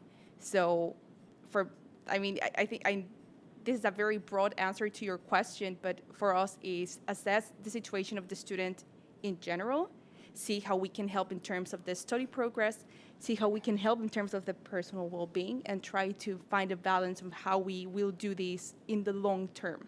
Okay. So a very important lesson and very important to you is for students to be open with you and share with you, because this way you're able to help them effectively. Precisely. Okay, that's perfect. Now, if there is a student with mental health issues, you said that you refer the student to the student services of the university. Do you know what happens next? I know for sure that in May, June, the situation, last academic year, the situation was really bad for obvious reasons, and they were waiting lists for months. I had a student that I could see this is in a really bad state, and she told me that they gave her a referral and appointment after 8 months. This is a university service, right? It's not about the Faculty of Law, and you're not the counselor, just to clarify this. You're not the psychologist. You will refer the student to another university service. It depends on the situation of the student, because, well, first of all, we need to know that something is going on. And for us as study advisors, we do inform them that we are here for them. We have in the inductions, the introduction sessions, it's in the law knowledge base. But not all students contact us whenever the problem starts. They contact us whenever the problem has gotten so big that they see no way out. So what I want, if I can take this opportunity to say so, is please contact us whenever you feel a slight difficulty, because then we can together think about solutions and avoid the problem to get bigger. However, we also have students that have, we are not psychologists. I mean, I'm a lawyer myself, and my colleagues are lawyers as well. So we cannot give a diagnosis of, you have anxiety, you have depression, you have post-traumatic stress disorder. We cannot do that. But we can always offer a hearing ear of what's going on. Has this happened in the past? Do you have anything that was diagnosed perhaps in your home country that we can help out with? And then we know how we can take it from there and what we as study advisors can do for them. However, the Study Service Center does have student psychologists, and the student psychologists can help students also in a more professional way with these sort of problems, things that we cannot treat ourselves. But these sessions with the student psychologists are also not, they are not unlimited. So we need together as university try to find a way that the student can get the best help available from us. But if they need professional help in their home country or here in the Netherlands, that we can guide them throughout the process of how to go to a general practitioner, how to ask for a referral, what can you expect. So with that, we can help. But about the waiting list, there were waiting lists, especially with the general practitioners and the institutions here in the Netherlands. And unfortunately, I think that this was a national thing. Like everybody wanted to go to the psychologist or psychiatrist, and there was just a very long waiting list. Yeah. But what we can do is offer students a hearing ear, and we'll try to support them as much as we can in the meantime that we can do.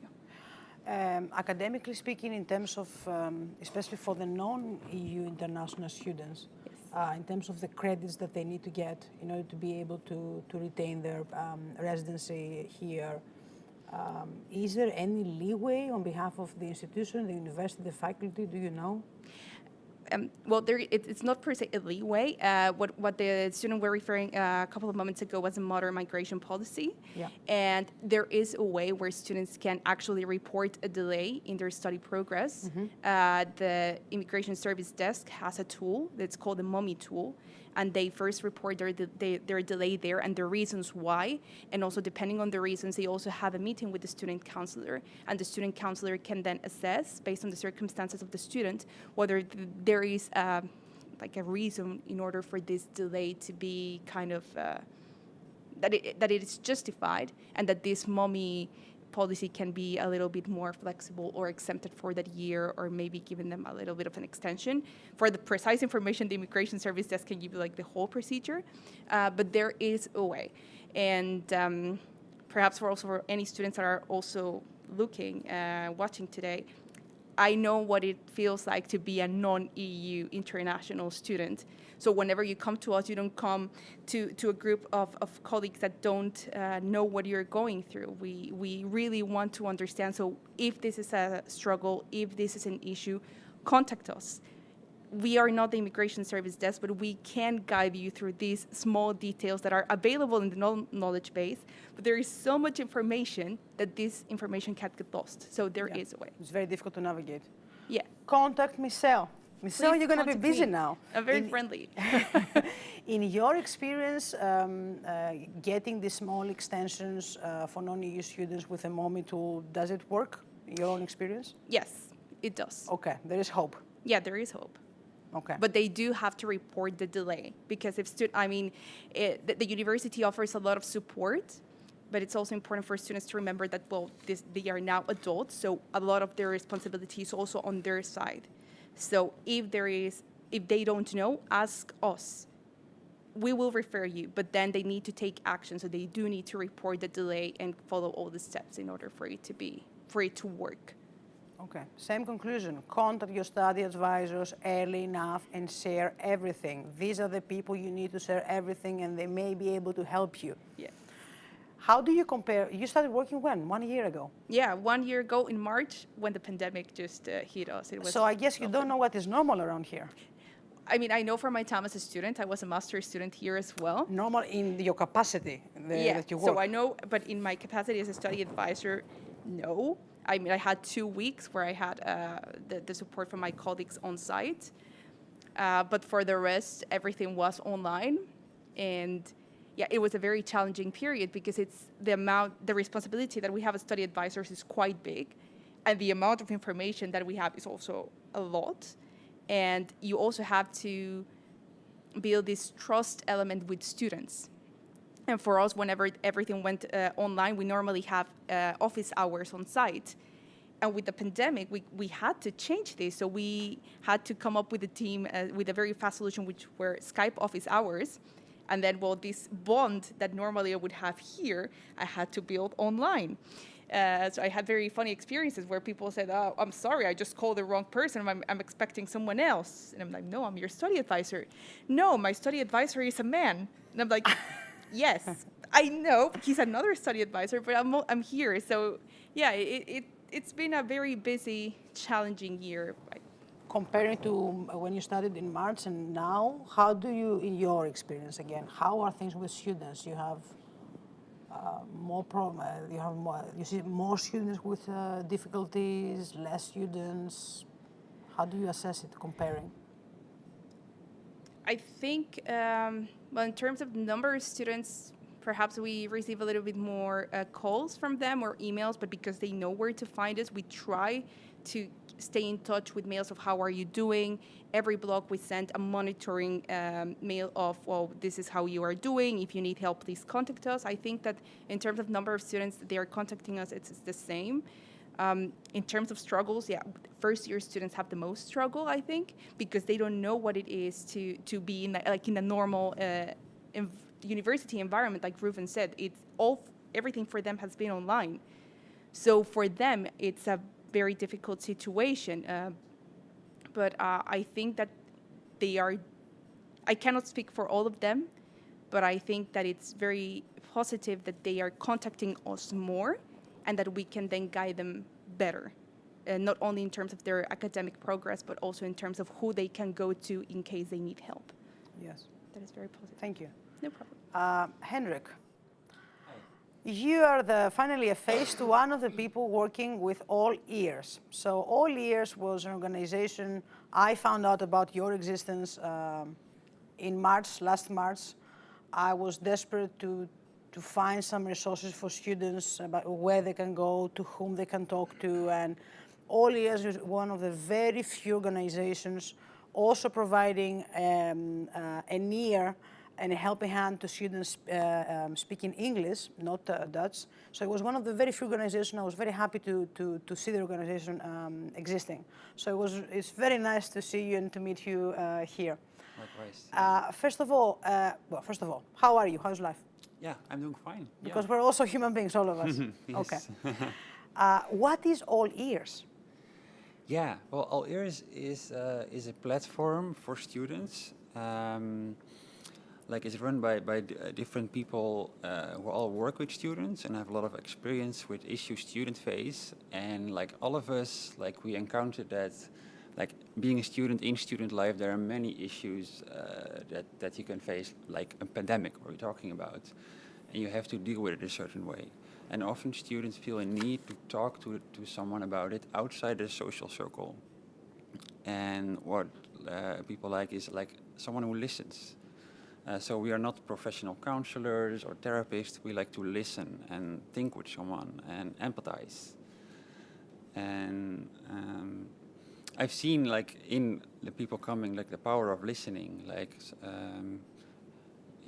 giving someone the opportunity to share, listening, ask clarifying questions, and that process of listening, sincerely listening, is so powerful. Sometimes you see students while they are sharing, kind of getting clarity for the self in the process, and that's experiencing that, and it's very helpful. Okay. No, I can imagine. It was very powerful just listen to yourself thinking out loud and to another human being. Yes, you exactly. know how to process it. Yeah. How were things last March? Were they crazy? In the beginning, it was very quiet.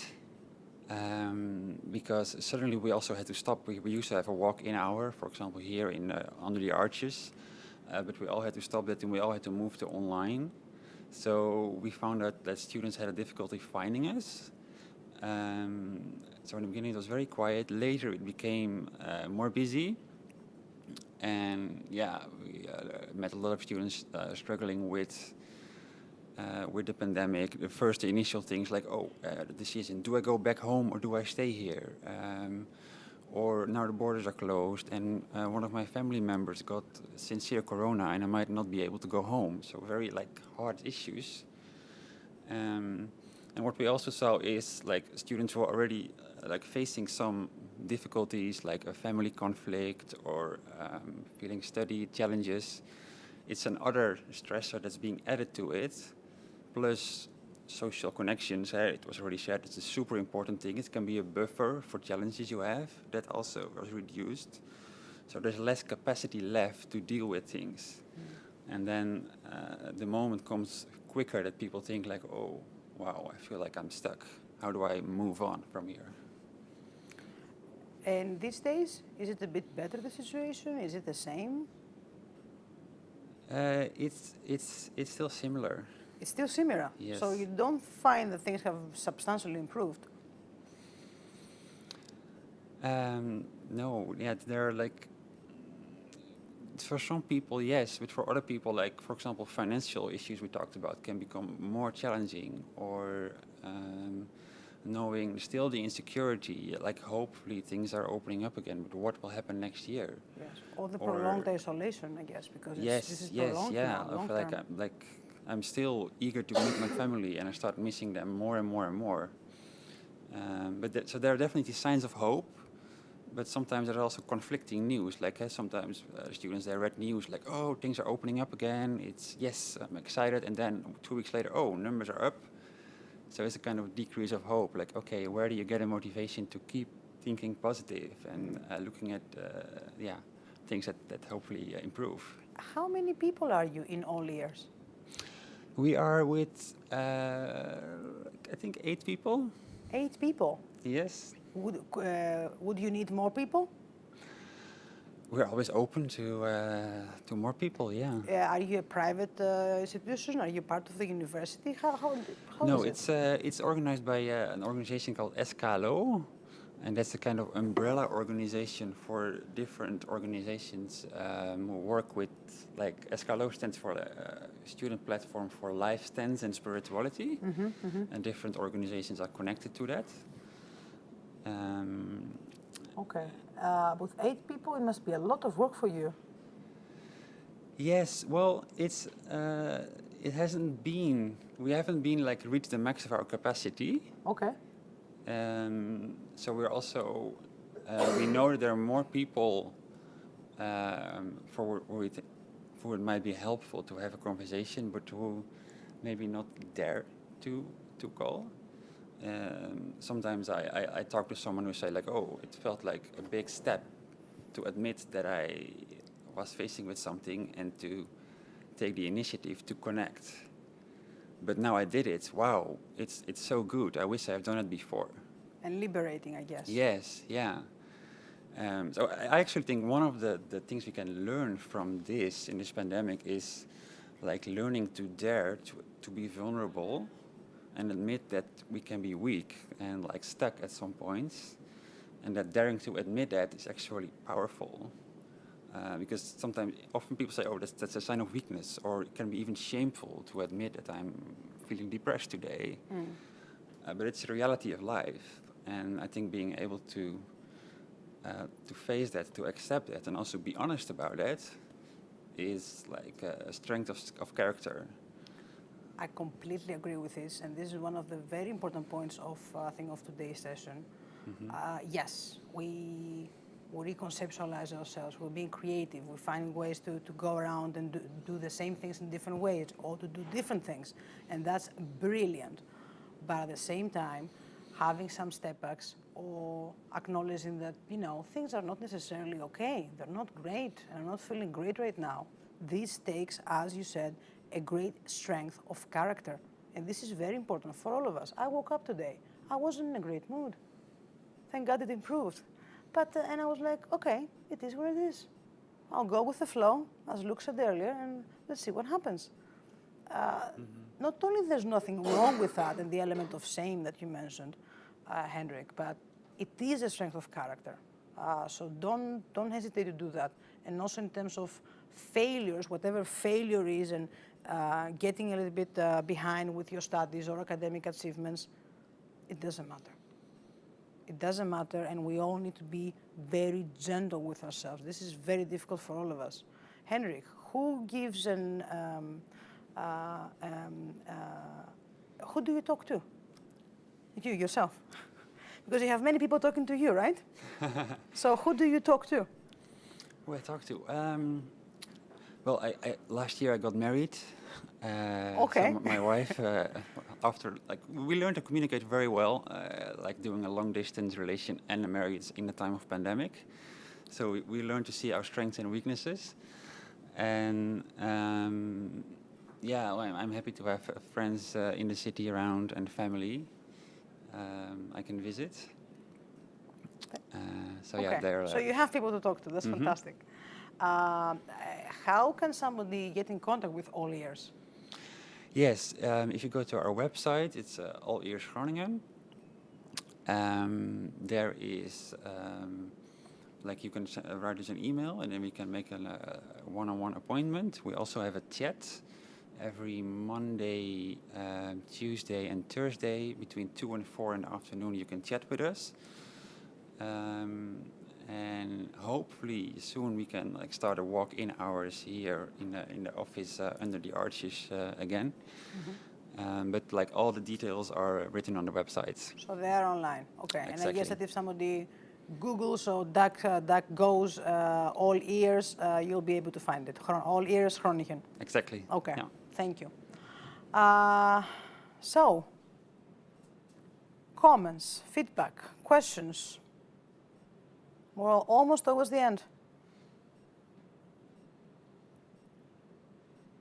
Nothing? Silence? Laura, I cannot see you.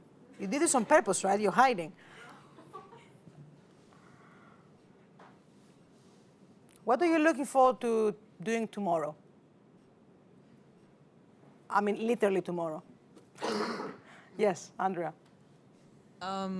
Well, I'm currently on the candidate list for Lais Calimero for the University Council, and tomorrow we're actually shooting the campaign videos. So I'm looking forward to making some jokes and trying to be as witty as possible, and seeing up physically some people from the association with the distance and everything. But yeah, that's what I'm looking forward to tomorrow. Okay. Anything else? What are you looking forward to doing tomorrow? Yes, Ruben.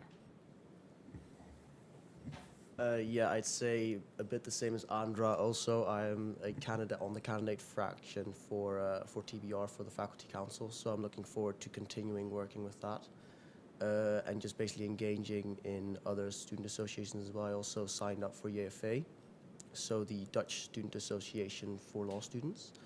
So yeah, just continuing on with that, and that has basically been my drive and my motivation to also pick up the courses because that makes me busy, and then I can structure my day way better as well. Okay, makes sense. Makes sense in a way. Yes, yes. Anything else like less complicated? Both of you, you're doing very impressive things, you know? I was going for something simpler. Yes, look. I mean, it's Friday tomorrow, right? Yes? Weekend, baby. No, we have a housemate night every Friday, so it'll be fun. Okay. Ritvika? I'm going to the library for the first time in a few months. Whoa, whoa. So I'm very excited. Okay, be safe. Thank you. I will never expect to say this about the library, but stay safe. Tomorrow, many appointments? Are you working tomorrow?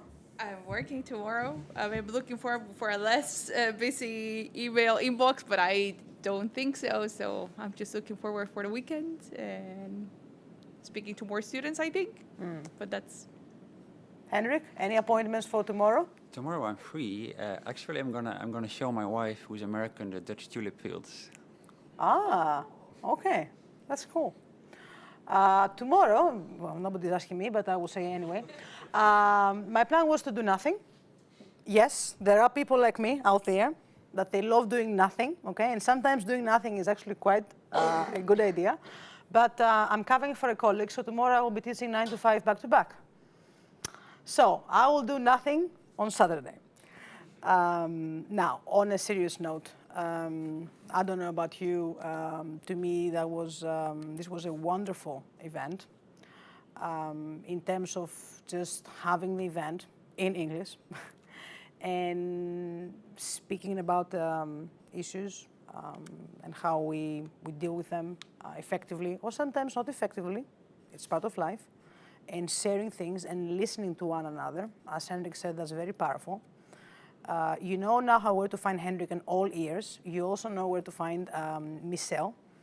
Be open with your study advisors. Be open about the issues we all have to address on a daily basis. Nobody's alone. If you think that you're alone in very specific situations, don't feel like this. Reach out to friends, people, study advisors. And before we leave, I would like, if it's possible, please, for the cameras, to just to turn a little bit, to give some spotlight to the people who have organized all these things. Because here you see, well, they have worked towards it. I haven't worked towards it. I just showed up here today, okay? So please, can one of the cameras, is it possible to turn? Just for 1 second, not there, there please. Yes, can we show them? The protagonists who devoted so much energy and time, and thank you very much, all of you, for setting this up. I told you I'm gonna do this, you didn't believe me. So on that note, unless somebody else wants to add something, stop hiding, Nick, come. Thank you, Nick, as well, and Laura. Thank you very much for being here. And I look forward to seeing you online and hopefully soon in person. Bye.